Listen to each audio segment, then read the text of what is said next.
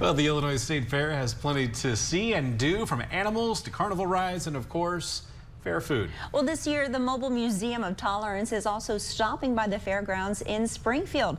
And Illinois Capitol Bureau Chief Max Cotton has more. This bus could change so many lives. Jeff Scoop dedicated most of his adult life to white supremacy. When people get involved in this, nobody believes that they're joining something to be the bad guy, or most of them that are involved will tell you it has nothing to do with hate.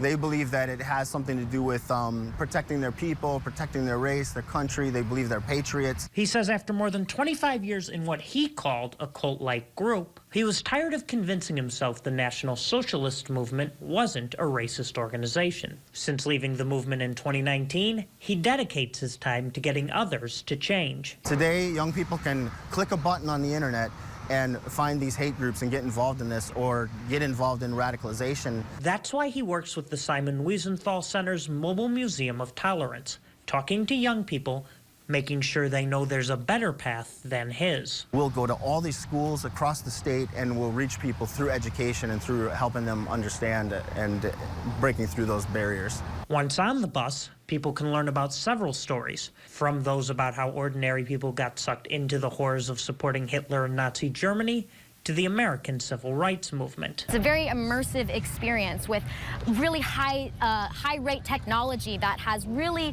done an excellent job to focus in on the education while making it a fun experience like a museum actually does. The goal is to spark a discussion, making visitors think critically about the impact of hate. And with the Anti-Defamation League reporting in January that anti-Semitic incidents were up 360% since the October 7th attack in Israel, Scoop says the Mobile Museum's work is more important than ever. We've got so many people that are just so angry and passionate in a way about their cause, but we're trying to break through that and show that there's commonalities, that we need to be united in our humanity and bring people together.